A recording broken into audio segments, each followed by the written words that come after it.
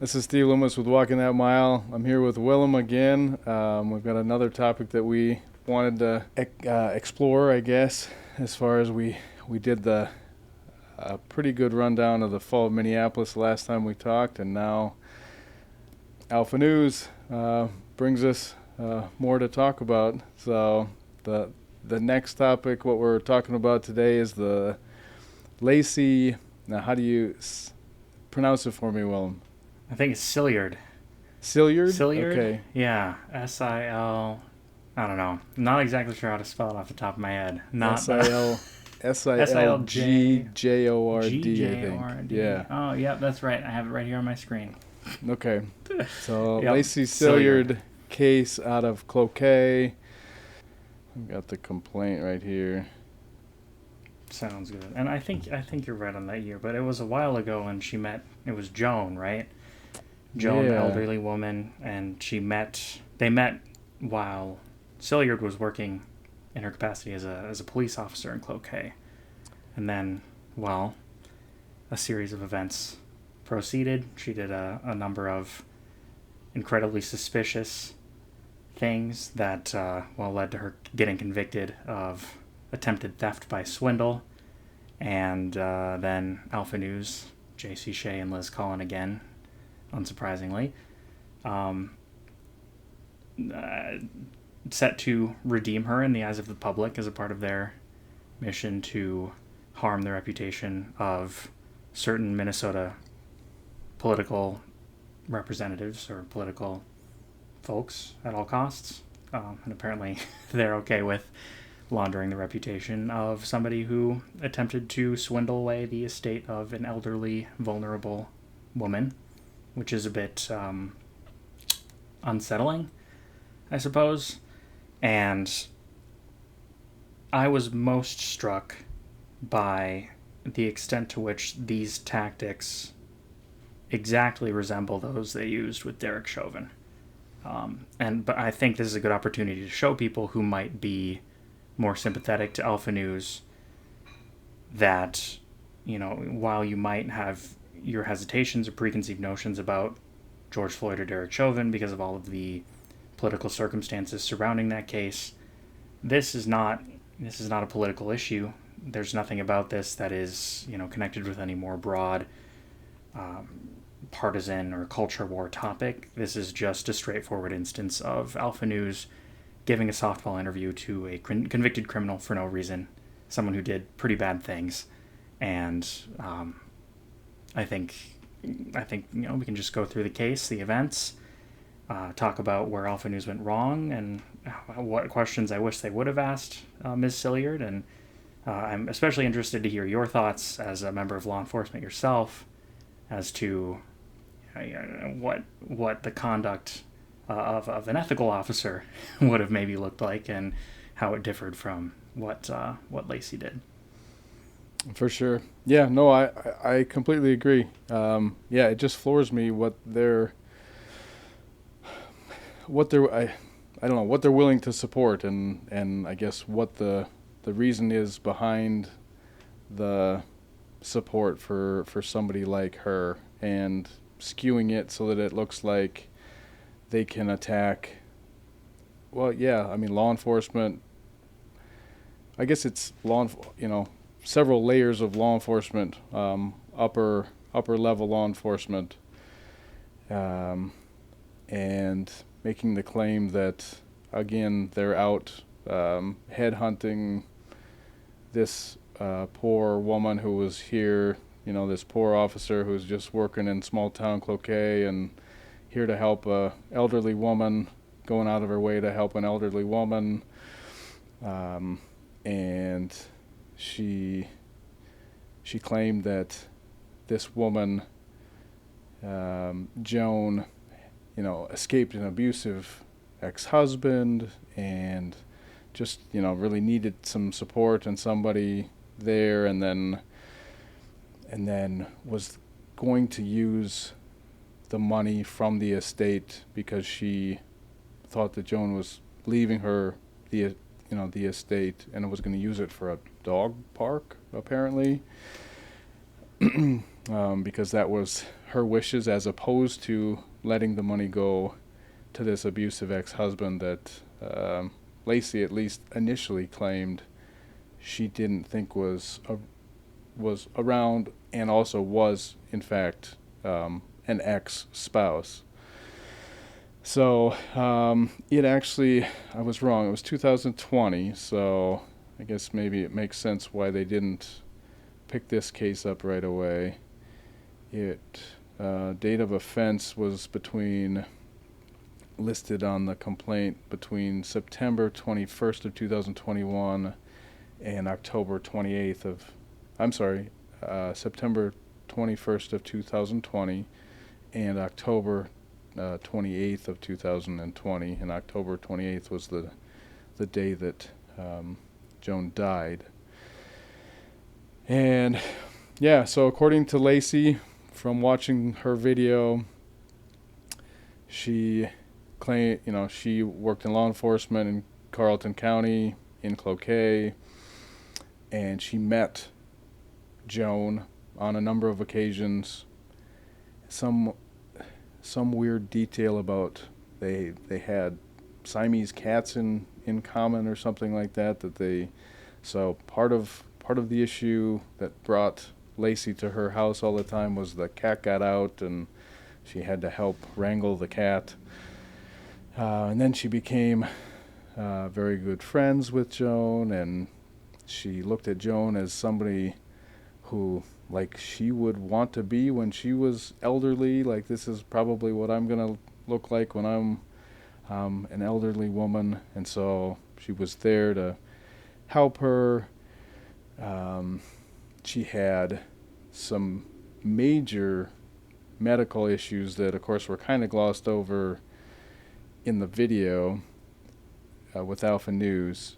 But dementia, severe dementia, one of the reality is that Lacey and other officers went to Joan's house one day, and I think maybe the date is September 21st when they went there because nobody had seen Joan for a while, and they found her down, and somehow they estimated that she was actually down in her house by herself for 4 days, covered in excrement, obviously completely disoriented and dehydrated. They had to put her in a hospital, and she never left the hospital.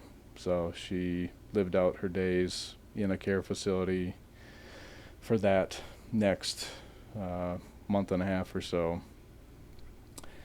And so, I guess just drawing on, again, what I saw in the Alpha News was that she had been there to help out, and then when Joan was put in a care facility, then they went to her, they approached her, allegedly, and said, "You should be her guardian. We need a guardian. You, Lacey, should be her guardian." And so she signed up to be Joan's guardian, which is, a guardian is somebody who takes care of like physical, medical decisions, placement decisions. I think if you're in your home, they could potentially do decisions about like the furniture. If we need to get a hospital bed in here and we need to remove furniture, you could probably do that kind of stuff, but no financial connection to the vulnerable adult at all. And so she was put in place, and she claimed that it was her chief, was cheering her on, like, you're doing a great service here for our community, for this woman. I don't know either way what the chief thought about it, if the chief even knew about it or not. But then so again, she was supposed to be completely separated from the anything financial, but she almost immediately tapped into her bank accounts, at least got her name on the bank accounts. And I guess there's a lot of people to blame here too.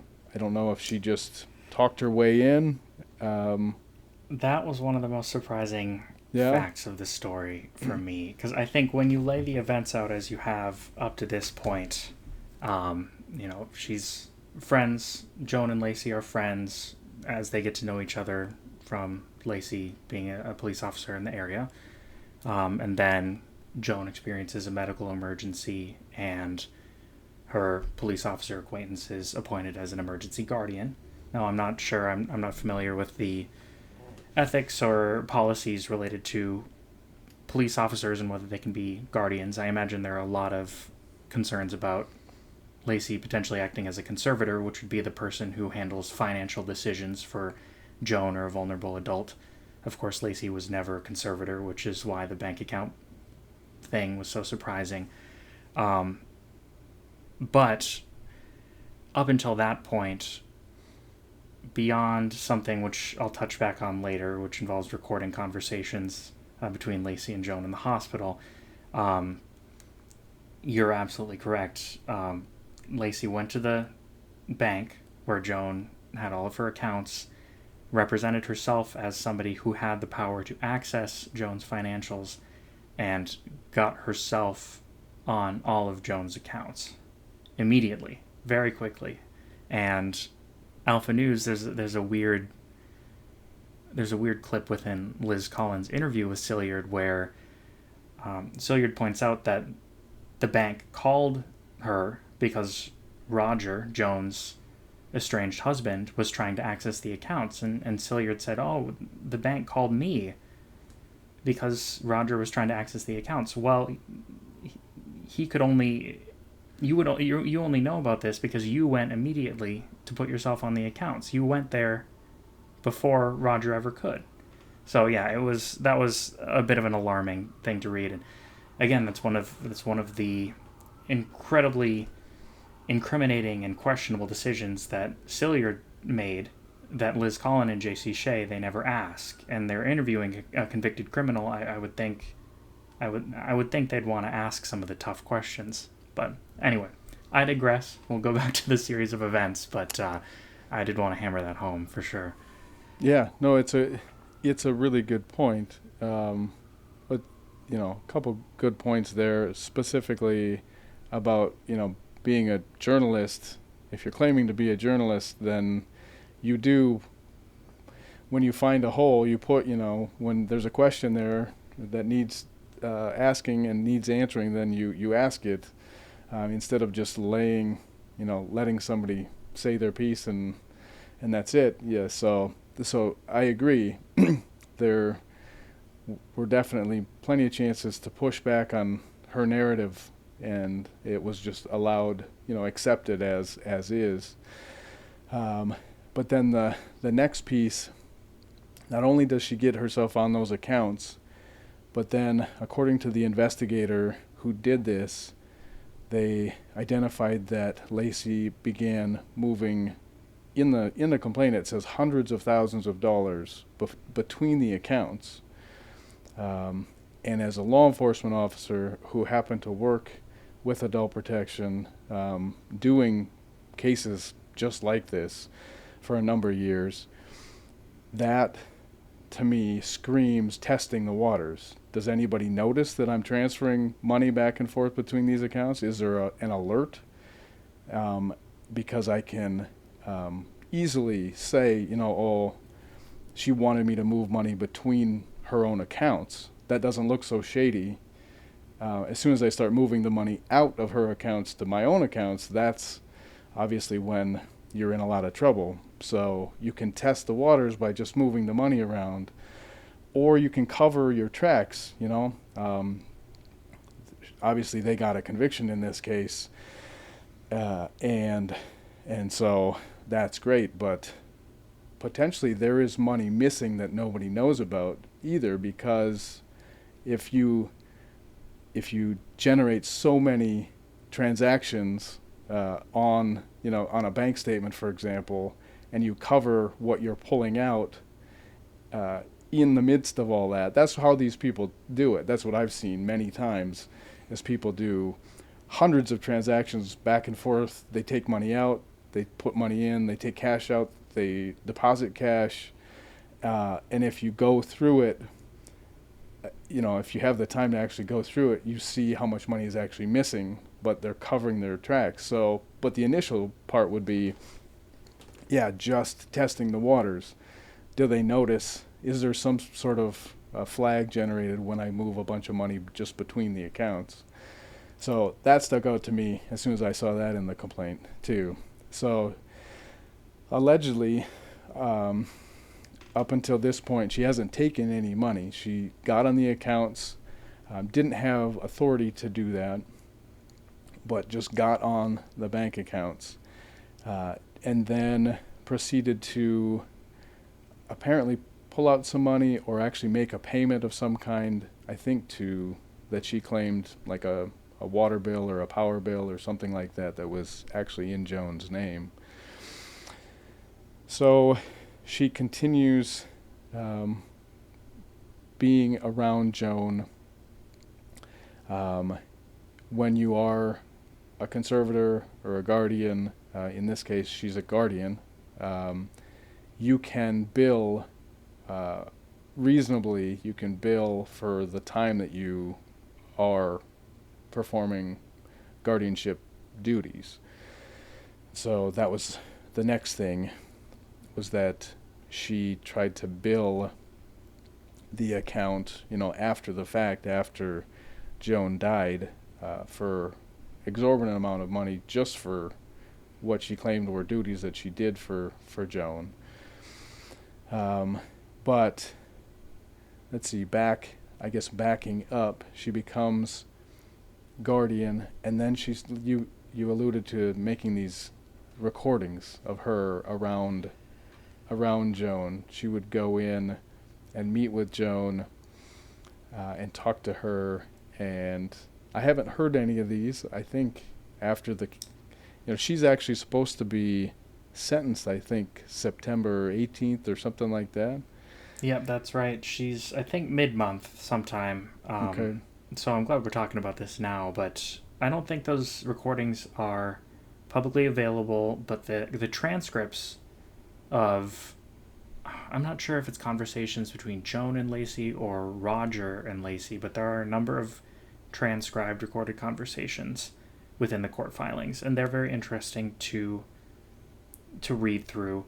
However, the important details are Joan's state of mind during these conversations, because unfortunately after the stroke that she suffered, where Lacey and the other officers found her and brought her to the hospital, it was clear that she, her cognitive capabilities were severely diminished. I think during these conversations, she wasn't able to recognize herself in a photo, like her younger self. She wasn't able to tell who it was, and she couldn't remember her mother's maiden name, or when her son, who had passed away, when he had died. But Lacey had recorded these conversations she had had with Joan, and particularly she had recorded Joan saying things like, "Oh, I love you," to Lacey, and that she wanted to take care of Lacey and her family. And when you see how she uses those statements in the court documents, which we'll go over later, it's unsettling. It's one of those moments where I don't know, it just makes you quite sad to think that a person could do something like that, use those conversations where someone's so vulnerable, and you use their words to try to swindle their estate away to somewhere it shouldn't be. It was one of those. It makes you really disappointed. But yeah, those conversations are a key part of the case. Again, that Collin and Shay never mention. They never mention that Silyard recorded these conversations. Why would you do that? I don't know if you would record such conversations. I don't think so, because I can't imagine any good reason anyone would. And then they never mentioned that Silyard used the words of Joan, who was, again, really suffering, completely vulnerable, unaware of the most basic facts about herself, tragically. Lacey used those statements representing Joan as if she were in a fully capable mental state and able to direct her affairs in any meaningful way. So yeah, those recorded conversations are central. They're central to the case. They're central to the conviction, and they were never discussed by Alpha News, which was again something anyone who wants to listen to or read Alpha News and get a truthful overview of whatever story they're hoping to learn about, I think you would care if those facts weren't discussed. But yeah. Yeah, for sure. And it goes to, Lacey's state of mind too, that she would think that those recordings would play to her favor at all. And I can't imagine anybody listening to that and not understanding what she was actually doing, the manipulation that she was subjecting Joan to, getting her to say getting her to say things like, I love you, or I love you too, because of course Lacey sometimes would lead with, I love you, something about you're my new grandma, or I'm your new grandma. Yeah. Isn't that just, oh gosh. Yeah, it's there. Really unsettling. Yeah. And it would, one thing, like, to say that stuff because she's so vulnerable and, like, that's something that makes her happy, great. But then to record it and then use it later, like you said, to then try and take this poor woman, take this woman's estate for everything. So, yeah, it's...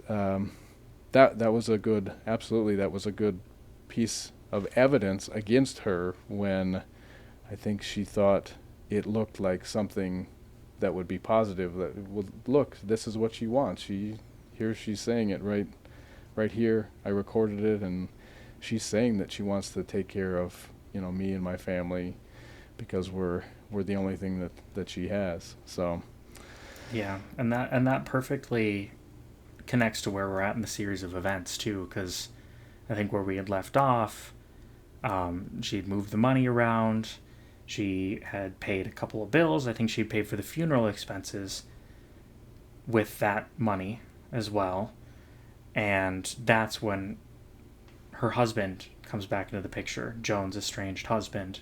They hadn't spoken, I think, in 8 years or something like that, because there had been some alleged abuse and a protective order put in place. But Roger had found out about his estranged wife's death through the newspaper, through the obituaries. And of course that only came about because Lacey had facilitated the funeral arrangements and the cremation. So Roger comes back into the picture, and that's, things devolve. Silyard kind of refuses to hand over the assets and the estate, which Roger would be entitled to, which we should dig into for sure. But then that's when this first round of court documents comes about. It's the probate case where it's decided by a judge who gets the estate. And that's where we see Lacey say in court documents, Joan said she loved me and wanted to take care of me. I have this recorded on my cell phone.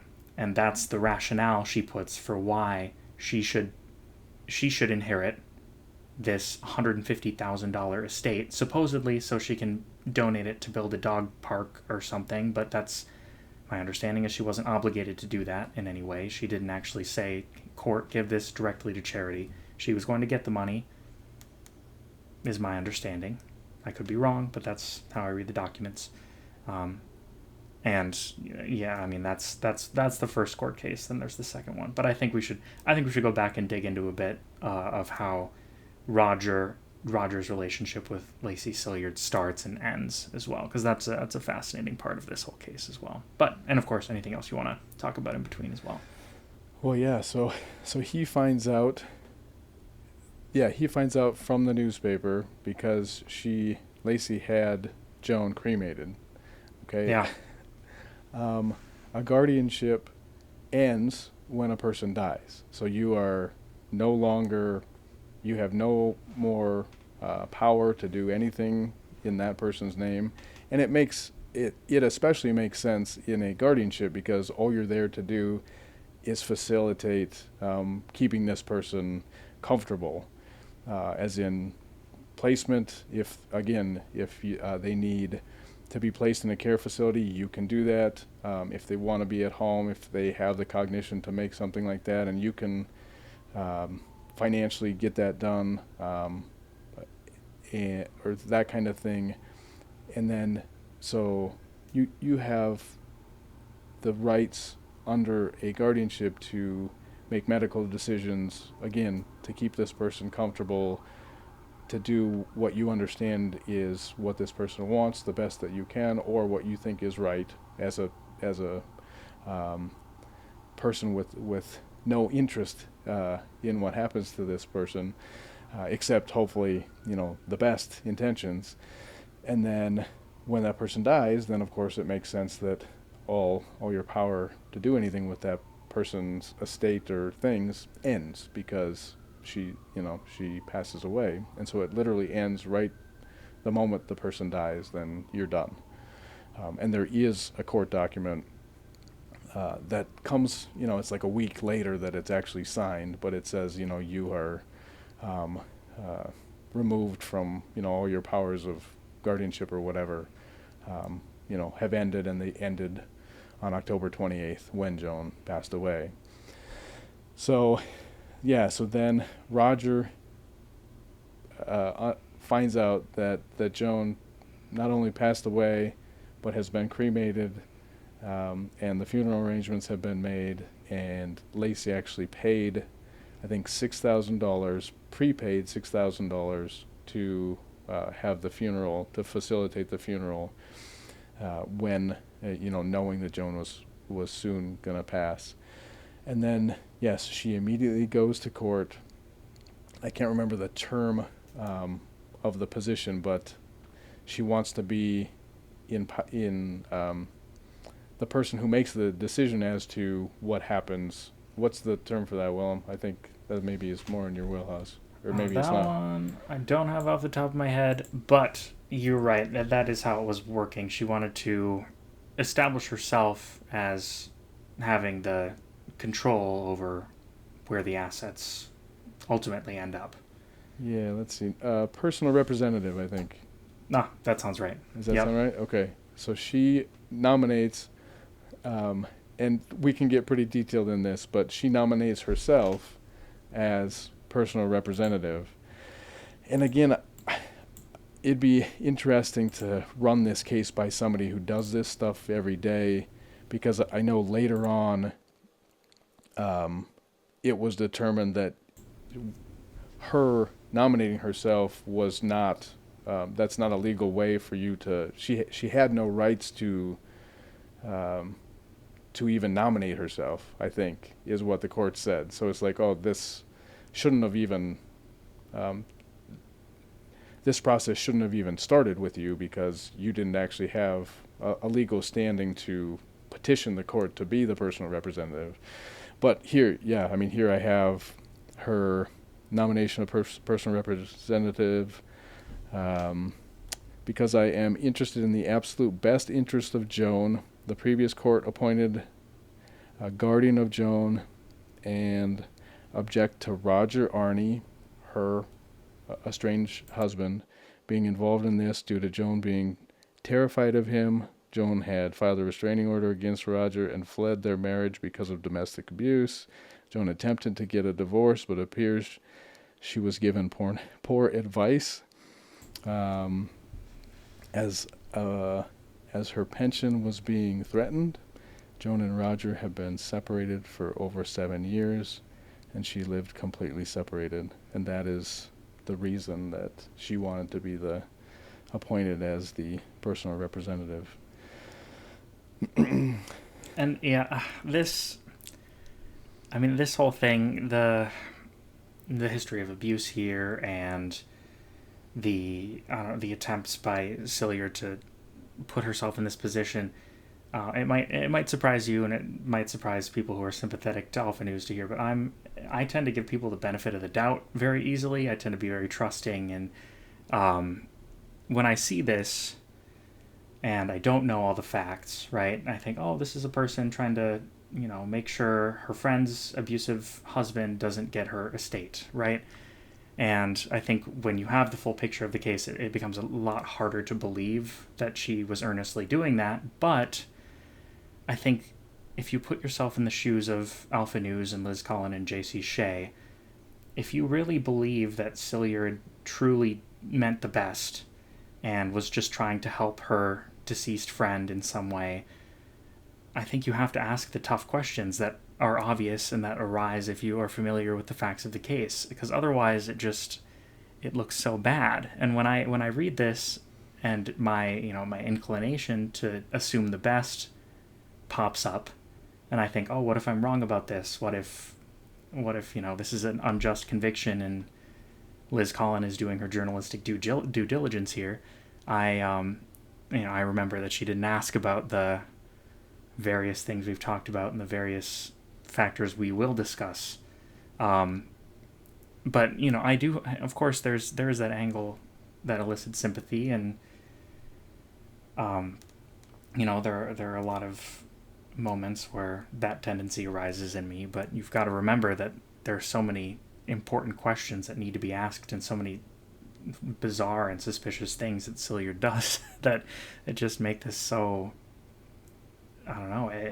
The conviction seems so fair to me when you read everything. I don't know. I just wanted to throw that in there, at that point, because I think that's an important angle to consider as well. Yeah, I agree. And she was charged with three different. There were three charges, and she was only convicted of one of them.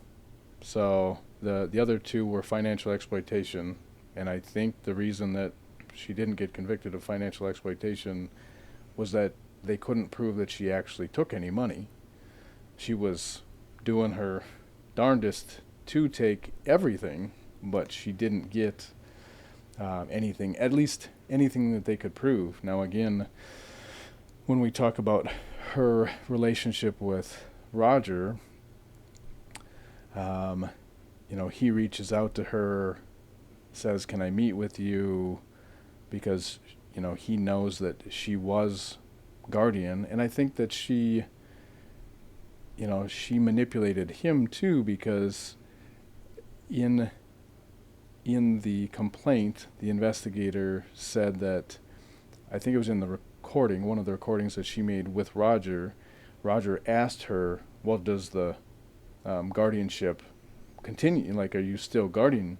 And she said, yeah, and she then apparently even claimed that she also was conservator. And it continued. Like, there's some quote of, like, "I'm in charge," I think was a direct quote out of the recording. And so then, because he's asking for keys to the residence, and she's denying him that and saying that she won't give him the keys until the courts make her give him the keys. And he ends up at the house at some point, at Joan's house at some point. Now, he shows up at Joan's house, and Lacey's there.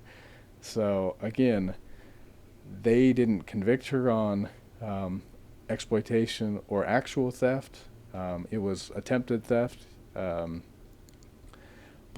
again, I'm sure there's some things that we'll never know as far as what was in that house before Lacey spent some time there, and was it all still there, or did some things disappear?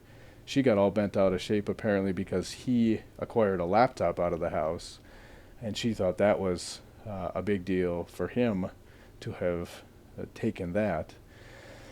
And so then it's dueling court filings by Roger and by Lacey. So they're both nominating themselves for a personal representative, and then it goes on, and it goes on for, again, Joan died October 28th of 2020.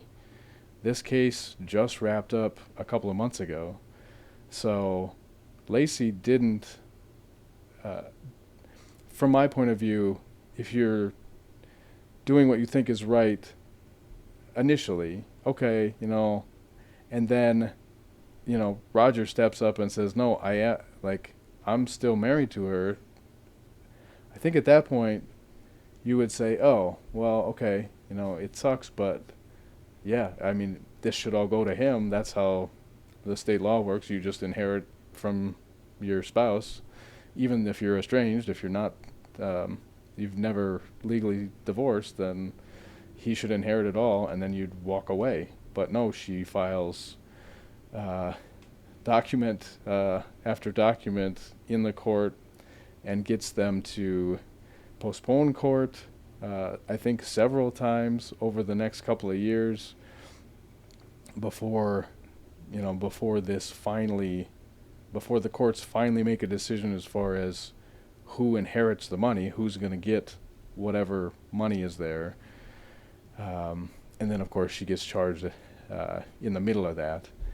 But the first big egregious thing, I think in order, the first thing was that she filed paperwork saying, I'm owed maybe $8,000 as far as doing the work of the guardian. And then when they go through what she actually did, and she documented it all, and she didn't even, I guess maybe she didn't think people were going to look that hard at her documents, but she would document like a 1-minute phone call and say, that's an hour, I should get paid for an hour of time there, and my hourly rate is $50 an hour. And so she racked up a whole bunch there. She did it while she was on duty as a police officer, so she was kind of trying to double dip. Now even some of that, okay, maybe you're a layperson, you don't know. Like, I'm getting paid as a police officer, but I am her guardian. Can I file for that? They said I could. So I don't think some of that is that big a deal as far as like, well, you were working as a police officer and being paid as a police officer, but you tried to double dip and get paid as a guardian too. I think you can chalk that up to, I really didn't know that was illegal, that was a double dipping. But then she filed she said that she, as the guardian, was owed what she knew was the entire value of the estate. And I don't have that number in front of me, but I think it's $70,000 or $80,000. Well, you're right about that. There's actually, first it was the $7,000 guardianship expenses, which, again, my inclination to be charitable is one thing, but then the complaint, I believe, says she was told that the good rate for guardianship expenses was about half of what she said it was. That's true. And it ended up being that her total fair compensation by the court was about $1,200, so I think she overvalued her compensation by about $6,000. But then you were right about 70 and 80, because at first she tried to get the $71,000 value of estate, and then she realized there was another $86,000 that was a part of the estate, so she filed for that one too subsequently. And the second filing was actually, she knew enough about Joan's finances to know that she was going to sometime in the near future inherit that additional money from some sort of an in-law of some kind.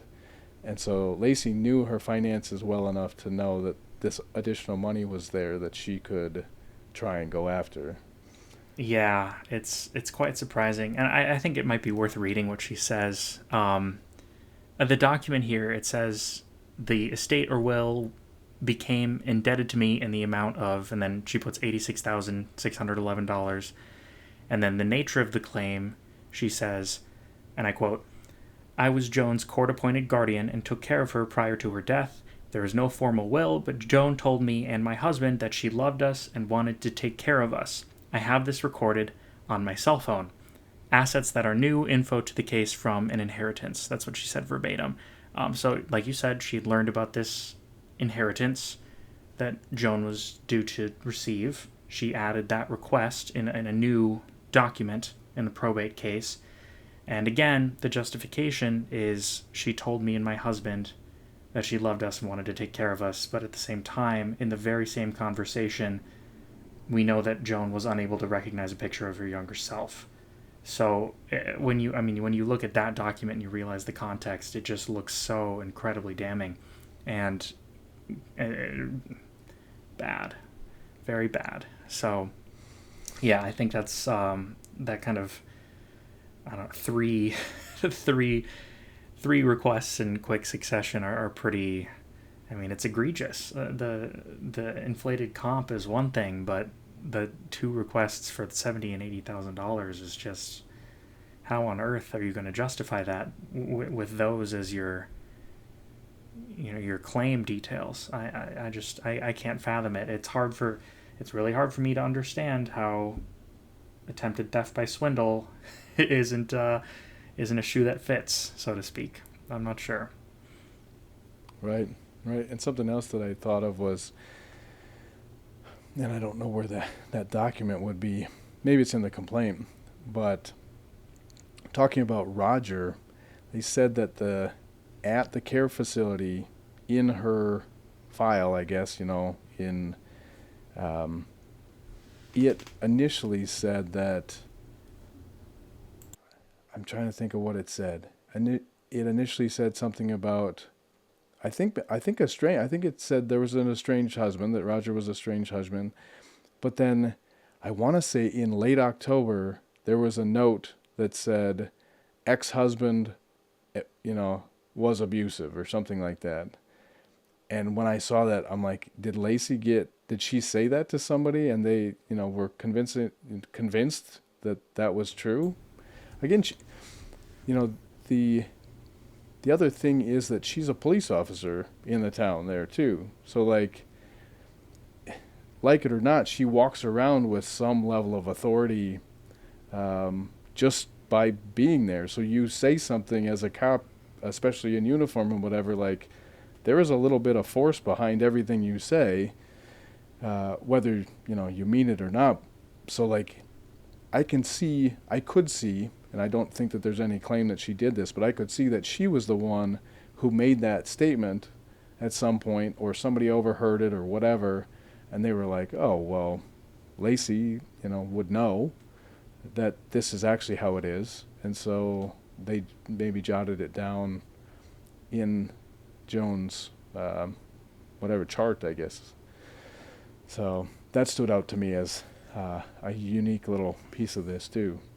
Yeah, that's a really good point, I think, to consider what her influence would have been in those moments. As an officer who's also the emergency guardian, I do think that once Joan passes away, that question is resolved, because I think on the death certificate, Roger was listed as her husband.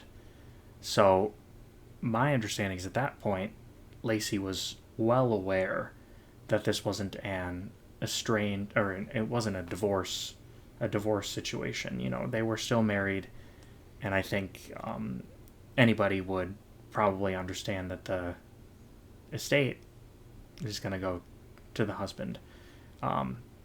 So I do wonder. This is another one of those moments. I think the other two details you mentioned about the moving the money around in the account, and about how that could be considered testing the waters, and about the document she would have received notifying her in no uncertain terms that her guardianship had ended after Joan's death. Those are two details I didn't know about either. I didn't know she would have been doing that or received that information. So I don't know, I'm learning new things about this case throughout the course of this conversation, which is good. But as far as Roger goes, I think it's worth digging into the timeline a little bit of how he and Lacey start their relationship and how it devolves, because they have that first meeting at the Perkins restaurant, and then I think at that meeting, like you said, she represents herself as having control over the assets or being conservator, and at that point, I don't think Roger is openly hostile.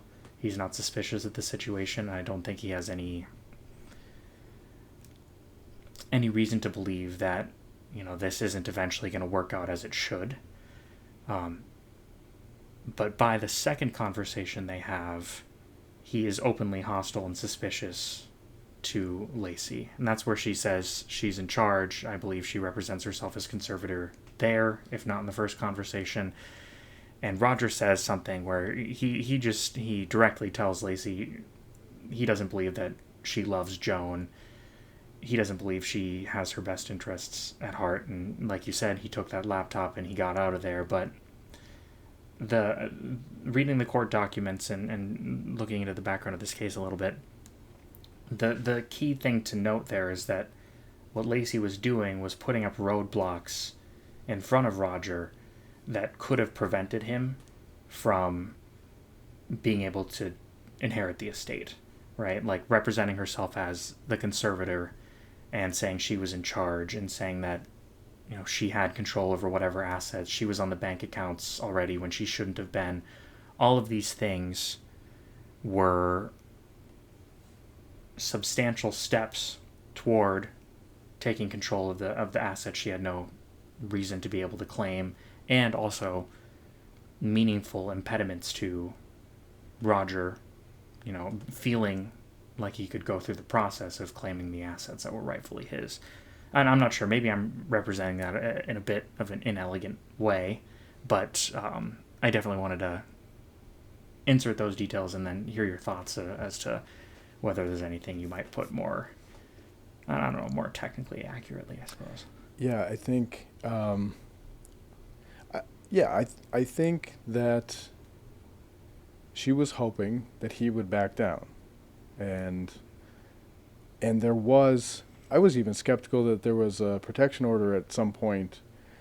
I couldn't find one. I thought a lot of that stuff would be public record. I went back and tried to pull it up through the, state court system, and I couldn't find one. And so I thought maybe that was fabricated.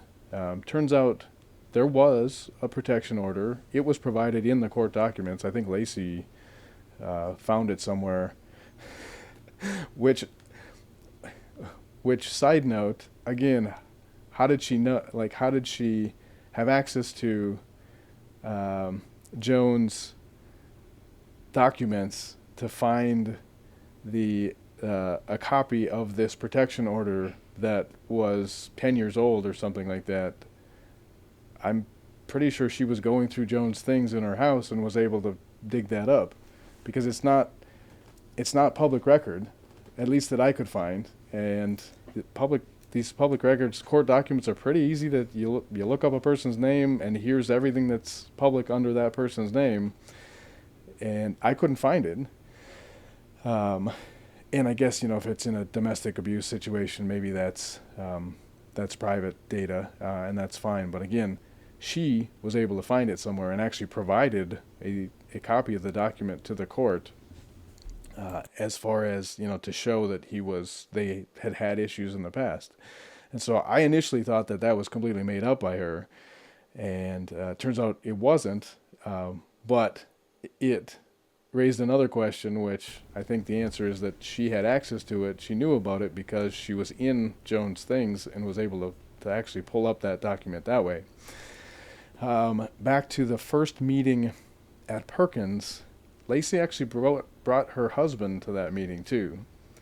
And her husband is now, in the midst of all of this, is now the chief of police in Sartell, Minnesota.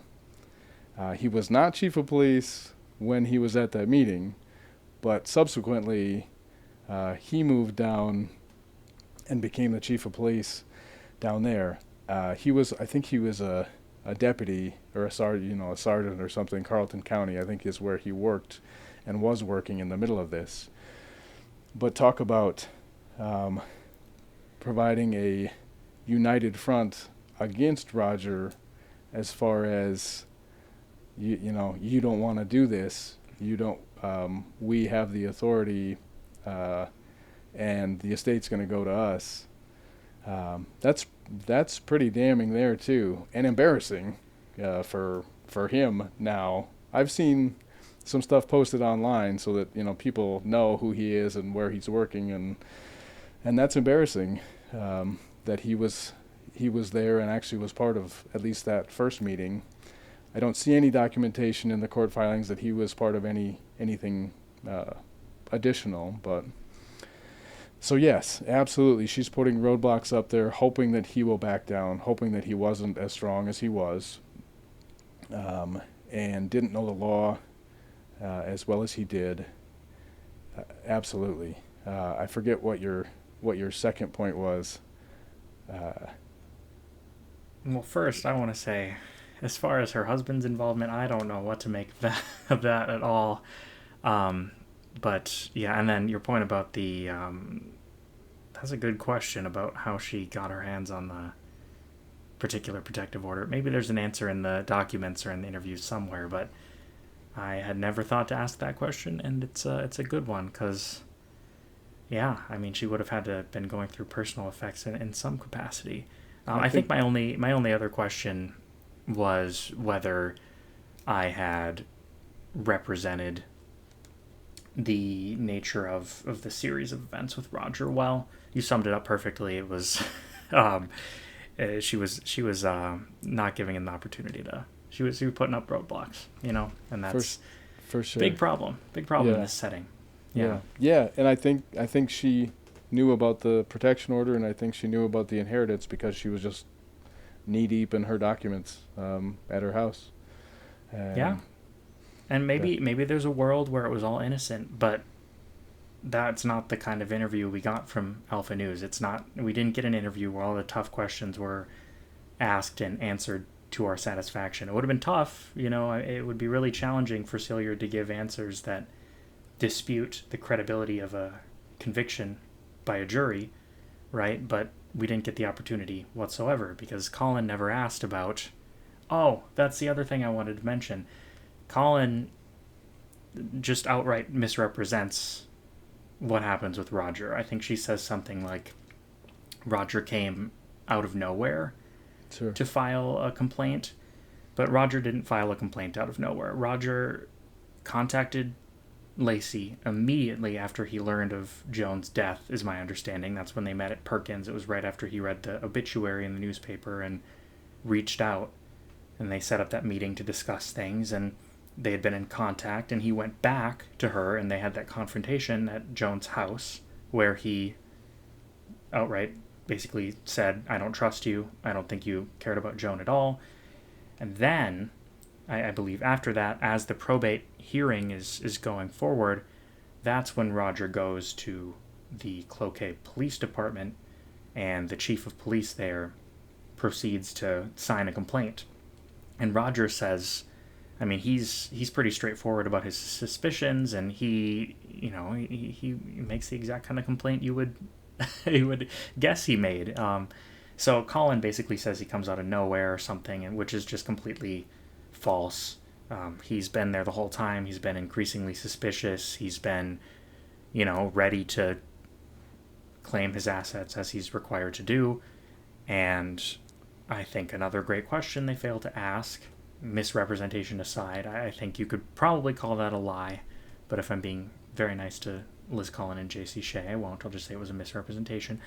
Why do you not ask, why Lacey represented herself as conservator?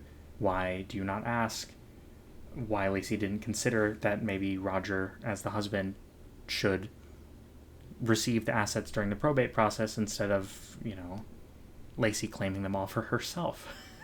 It's just, there's so many different obvious questions that I would love to hear the answer to. I would, if there's a different interview somewhere with Silyard where these questions are asked, I would love to see how she tries to answer them.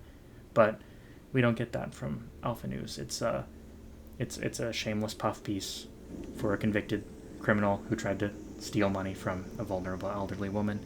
And again, with all these things, it makes me sad to see. So, yeah, that was the last thing I want to bring up in relation to Roger.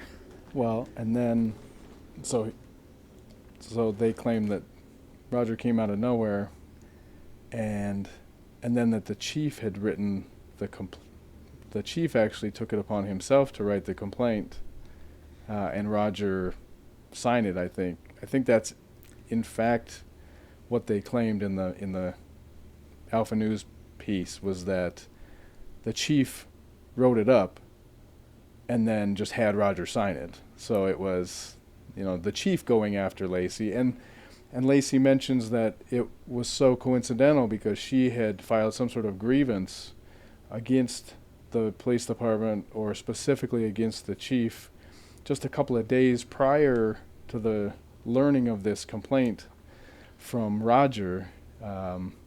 And she specifically said that the union sided with her, which is a unique way of stating it, because knowing what I know about unions, especially going through the Chauvin thing, and just listening to people complain about people like Bob Crowell being the president of a union and him running, completely running the police department from the position of president of the union, is that the union doesn't do anything. The union doesn't have any power as far as making decisions about any of that kind of stuff. If they sided with her, all that meant was that they were going to represent her if they needed to arbitrate the issue, if the city wasn't going to back down or whatever to whatever the issue was. But as far as the union siding with her about some sort of non-relevant grievance, and that was enough for the chief then to call Roger in and have Roger sign a complaint against Lacey that the chief had written up himself. And then they kind of allude to, I'm not sure how they get to Keith Ellison, the Attorney General's office, is how they make this jump to nobody else would take the case or something. That's what it seemed like it was alluded to, that nobody else, they were shopping the case out, and they finally got the Attorney General's office to take the case. Do you remember?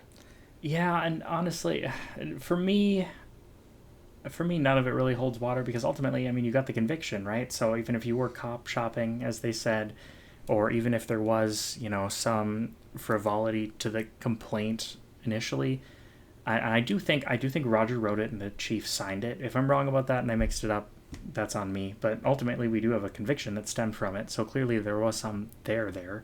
As far as the series of events, I mean, Silyard throws out so many accusations of misconduct and bias, and none of them are substantiated in any sense. I mean, she says that the judge and the court reporters and the bailiffs all had conflicts of interest, and there was jury perjury, and the media was the Cloquet local media was biased against her.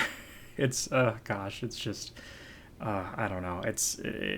Of course, the court documents, there's only one very minor settled allegation of jury misconduct that ended up being nothing. But as far as that cop shopping accusation and the police union specifics, I don't really know much more about it. I'm curious if you have any thoughts, just with your background, as to what that could mean. And then there was one other thing I was curious about, because I think what happened was Silyard was fired because of this. I think after that complaint, she was fired, and then she sued the city for the ability to resign. I think that maybe the city council or some other governing body deliberated and allowed her to resign. So those are the things I'm curious if you have any additional thoughts on the cop shopping and then the union and resignation questions. Yeah, I think I don't think the cop shopping really holds any water either. I think that you have to, so on the flip side of it, her own agency obviously can't be the one filing the complaint because there's a conflict of interest there. Carleton County probably works pretty close with Cloquet. Both agencies are probably quite small. I don't know the numbers, but I know Cloquet is small, so I assume Carleton County, they are also quite small. So I don't think that they're big enough to handle a case that they wouldn't know her intimately. and I guess you just said it, she said it too, everybody knows everybody there, and so the media's against her, the prosecutors, are against her, one of the attorneys, was Roger's attorney in something else that Roger had going. There was some sort of conflict there that she was claiming was also spinning in the middle of this. So I think for them to go outside and go to the Attorney General's office, completely removed from this area, would actually make a whole lot of sense as far as removing any sort of conflict. And the investigator that they had,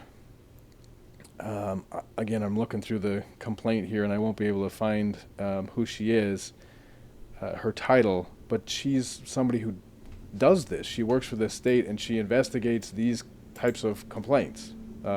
Specifically, Mark, clearly from the complaint, if you read the complaint, she lays it out very well for somebody who doesn't understand this stuff, because she explains everything. She explains what a guardianship is. She explains what a conservativeship is before she even gets into the investigation and what she found.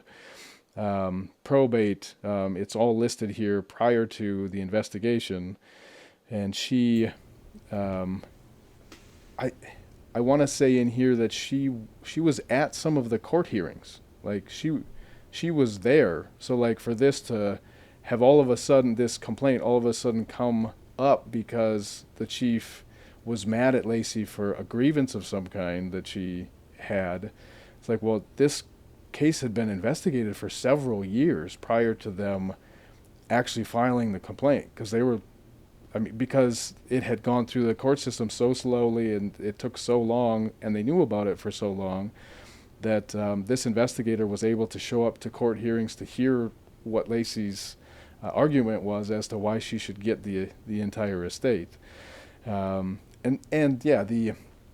I think just the union thing, as far as Lacey mentioning that the union sided with her, I think that's just her trying to put some weight behind her argument. Like, whatever her grievance was enough that the union backed her on it, is it. And a grievance grievances aren't usually very big.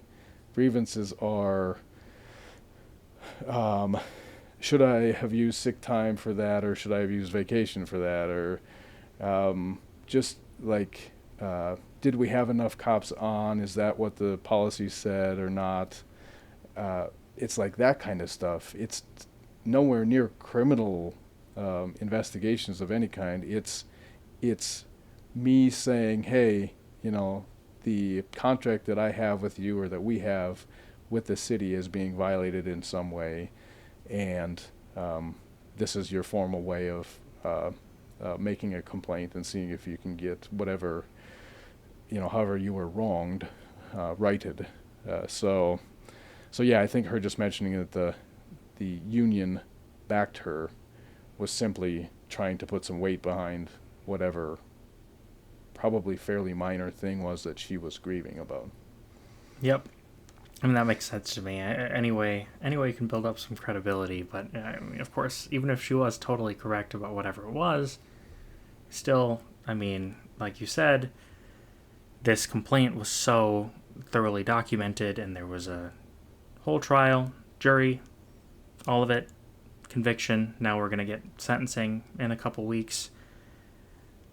Even hypothetically, say the foundation was, the chief was eager to push the complaint through in whatever possible way he could. We got the detailed investigation by here I have that title here. It's an investigator with the Medicaid Fraud Control Unit of the Minnesota Attorney General's Office. So all of these, independent, separate officials had to go through the necessary processes and get a conviction, just like with anybody else. And I think Silyard says in the interview with Collin at some point, she said, if I wasn't a police officer, there's no way this would be happening to me, or something like that. Do you remember that she said something like that? That sounds right. I don't have a quote off the top of my head, but it sounds like something that would have been argued, yeah. it's bizarre. Of course, there was no specific detail mentioned as to why she would think that, but it just seems pretty straightforward. This person did a bad thing, happened to be a police officer at one point, and to me, that's all they needed to try to rope in Ellison and indict Minnesota's system of law and order and Minnesota's justice system as a whole, because it's another weapon they can use.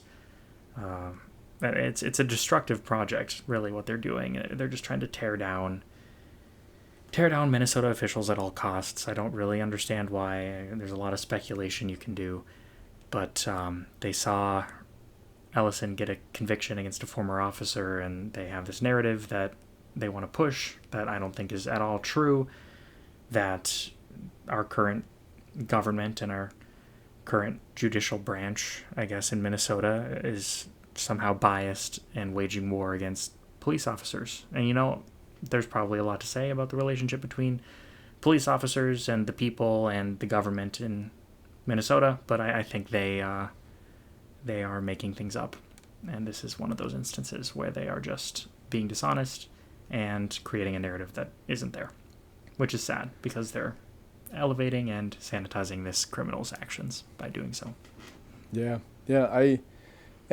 Personally, working in law enforcement for 20 years, to see them, bring up another case. This is another case where they're supporting a bad cop that we in law enforcement want these people out too. Like, it's not just the chiefs, it's not just the attorney general, it's the city cops, it's the troopers, it's the road cops, it's everybody. We want anybody we can identify is a bad apple. We want them out. We don't support any of this. I don't support Chauvin.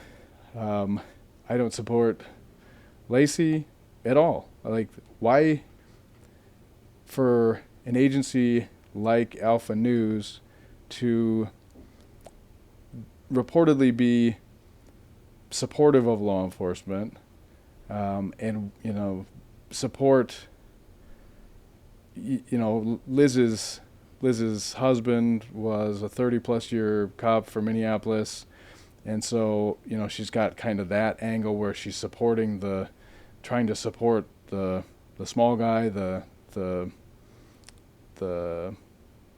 road guys, the small guys. But when you're supporting the people that we don't support as law enforcement, and you're fighting so hard for these people, it's really a slap in the face to all of us who work hard and are honest. Because a lot of us, like, I've just recently found my voice and decided to talk about this stuff, but a lot of people won't or don't want to, because you feel like, they talk about the blue wall or whatever, the blue wall of silence and all this stuff that I think is definitely crumbling and going away, if it's not completely gone. But they seem to want to build that back up and protect. They're the ones who now, for whatever, they're building it. I don't know. That's, we're trying to tear it down. They're building it up. I want to talk about the bad cops and get them out, because they make us all look bad, and they're, for whatever reason, supporting them with everything that they have, and using all this manipulation to make a bad cop look like they're being railroaded. So yeah, it really is. It's a slap in the face of all the good cops who are trying to do the right thing, who are putting themselves out there every day. And we've talked about this before. Can you imagine going through college right now thinking that you want to be in law enforcement, and then seeing this kind of narrative come down? And maybe you're naive, because most people are, because most people don't take the time that you and I do to dig in. This was many hours that you and I both went through all of these documents to identify what actually went on here. Most people just want the news fed to them, and they want it to be the truth, and they expect it to be the truth. And so can you imagine being somebody who's just getting out of college or looking forward to being in law enforcement, and then constantly being berated, having this stuff, browbeaten with the chiefs are out to get you, the head, some big agencies in your state are out to get you. It's all these good cops being railroaded right and left. I don't want that narrative to continue to be pushed out there because you either accept that and think, well, no, I'm not going to go into that profession then if this is what it is, because that's BS. And I would agree with you. I wouldn't want to, if I was hearing that all day, I certainly wouldn't sign up for that. If I was fresh out of college, I would find something else to do. But again, it's a slap in the face to the good cops that are working every day. And a lot of them are silent and don't have any voice, don't feel like they can speak out against it, because they feel like then all of a sudden they're going to be targeted, or look like they're there to target cops, and so I guess it's ripe for this. It's ripe for they've found a place where they can tap into something that people probably a lot of people aren't going to question. A lot of people really, and if you look at the comments, everybody's backing. There's very few comments in there that are like, I think she tried to take advantage of an old lady. Like, that doesn't sound right. But most people are like, no, she was doing the right thing. She wanted to build this dog park, and she just got railroaded, and it was the chief's fault, and it's the attorney general's fault. And again, just like Katie Blackwell, nobody feels sorry for those people because they're at the top. The top people at the agency, we can attack them all day long, and nobody, for the most part, nobody is going to come to their aid or come to their defense. So. Yeah. Well, I mean, there was a lot of very good points put very well in quick succession. But I think the tragic thing for me, I mean, there are a couple tragic things for me from my perspective. The first is that, now Alpha News is so prominent in Minnesota as, I think, a pro-police outlet, perceived at least. They're perceived as a pro-police outlet and a right-wing outlet. So they're anchoring those positions. They're kind of defining where those ideological points stand within local discourse.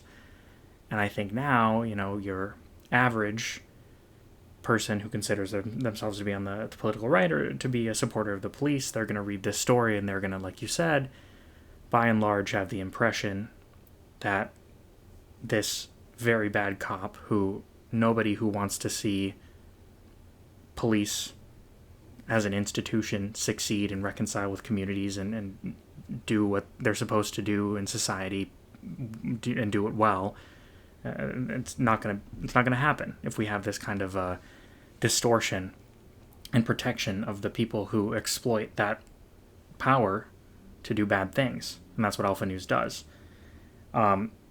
And then, of course, I'm on the left side of the political spectrum, and here in Minneapolis, it's very tough to find anyone who is on the political left, and I'm definitely to the right of most of Minneapolis, it seems like. But, I talk to people, and there's no inkling of sympathy there for any police perspective or any, reconciliation with police, at least not from the more radical factions. I will say there are some who probably are less immediately dismissive of police perspectives, but there's not a whole lot of love there, which is understandable in some cases, but there's just so much hostility. And when you have gigantic outlets like Alpha News, I mean, they're not gigantic, but in Minnesota, they're becoming substantial in their presence. And when they're anchoring the conversation in such a dishonest and obviously wrong way, I mean, you're only going to get further polarization. There's not going to be any thoughtful discussion, and it's not like Alpha News really has shown itself to be willing to engage with thoughtful criticism. Like, I mean, as harsh as we can be, I think like what we are leveling here. So I don't know. It's just it's a bad cycle, I think, that perpetuates itself because Alpha News, I mean, like you said, they are attacking the powerful. They're attacking Keith Ellison and Tim Walz and the Minnesota Attorney General's office. But what they're really doing is they are telling their audience that people in power are not to be trusted, that they are straightforwardly corrupt, willing to lie and cheat and screw over innocent police officers just because that's what they want to do. And that, I think, is really harmful to the fabric of our state's society itself. Not to be a little dramatic or over the top, but, you know, I think when you undermine... I mean, 100,000 people, 110,000 people, I think, watched this video that Alpha News did about Lacey Silgjord, and now they all have the impression that this lovely, innocent police officer has been railroaded by the Justice Department because she was trying to help a frail old lady. And it's just very sad to me that all of those people now believe that they are under the jurisdiction of a person and an institution that is so evil, when in reality it's just a media organization using the tricks that social media allows and encourages to deceive people. But that's, I don't know, we're seeing it often, but when you say, you know, they're attacking the powerful, you're absolutely right, but I do think it's quite harmful to the individuals who are consuming that content. I think that's who's really under attack. It's their audience. It's kind of, I think of them as their victims, almost. I mean, those are the people who are really being psychologically damaged in a way, and they're being led to believe in an alternate reality that they don't really live in, where their government is working against them and the people they think are honorable. So it's sad. Yeah. I mean, I equate it to the discussion about race, how everybody's talking about how we need to come together and you know, find common ground and whatever, but the media really likes to push the narrative of the races are different and here's why they're different and here's why it's there's a race war and there's racism, and they push that because, I mean, they get the clicks, they get the views for that, and so I see Alpha News in these instances doing the same thing, but for police and for the citizens that the police are supposed to serve and protect. They are constantly driving a wedge in between those, all under the guise of support for law enforcement that is being wronged, but continuing to divide us. And there's plenty of people out there that don't need but a very slight push, and they are once again against law enforcement, for example. It kind of, the support for law enforcement seems to ebb and flow. That's just a natural thing over the years, over the decades. The support is stronger at some points, and then it's weaker, and so there's plenty of points where it seems like it's getting better, especially, I guess, now for me. I feel like we're kind of coming out of a dip, but at the same time, it just seems like an organization like Alpha News, who's right wing, who I would think, from somebody who's on the right, support of law enforcement, again, saying that they support law enforcement. If you support law enforcement, then you should want law enforcement and the community to get along and trust each other. And because they found an audience, unfortunately, I think it's just they follow the audience. The audience likes this, so this is where we keep going. And I think, unfortunately, that's what we like to talk about, the legacy media that everybody claims to hate now. and is now going to these smaller news agencies hoping that they will tell the truth. But here's one example of one that is doing exactly the same thing, but people are going to them thinking that they're the smaller agency that's going to tell me the truth that the legacy media won't tell me, and they're doing the same thing. So, yep, this legacy alternative media dichotomy, I'm starting to become, well, I guess I've been very, very skeptical and kind of, I don't know, I've I guess lost all hope that there's any substantial difference in reliability, and you really do have to do the hard work and be thoughtful and check things and have real conversations with real people and try to be kind and charitable and do your best to figure out the truth on your own. Yeah, It's not easy. There's no shortcut. And I think social media is tricky, and that's a whole other conversation. There's just a lot of pitfalls there, and we all got pushed onto our phones during the pandemic, and now everyone's kind of swallowed into the black hole of bombardment of current events and information. And true. I don't know. It's a bit of a tricky situation, and I'm curious to see how Alpha News, being so Minnesota focused and gaining, at least from my perspective, gaining a lot of attention. I'm wondering if that'll affect statewide races in Minnesota at all going forward. I think I'm probably one of the more fearful liberals of their influence. No one else seems to be really concerned about statewide races right now, but to me, I think Alpha News is kind of carving its way into the consciousness of Republicans statewide, and it might be a galvanizing force. Who knows? But maybe that's something we could talk about in a different conversation. I'd be curious to hear your thoughts there. Sure. I think I don't think if I were you, I would be fearful at this point yet. Maybe, but okay. Well, that's nice to hear from my perspective, at least. Yeah.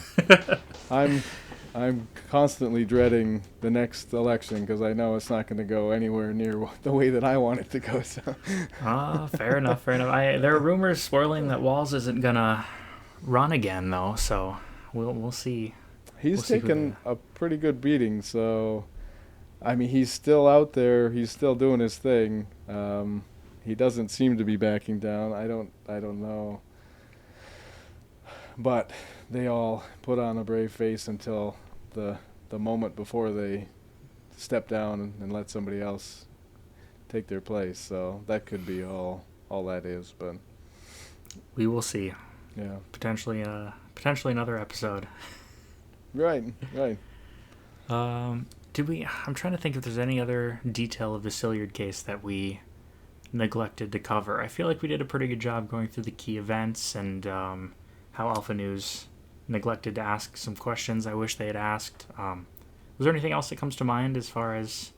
I guess just to wrap it up, she was convicted. She was charged with three different counts, 3 different charges. She was only convicted of one of them. It was the theft. It was like attempted theft. But attempted theft, the highest level that you can get a state charge, it's over $35,000, so a felony. Of course, they report Alpha News when they started their segment, it was something like she's facing 20 years in prison, though she didn't take a dime. Well, I would be really shocked if she got any prison at all for this.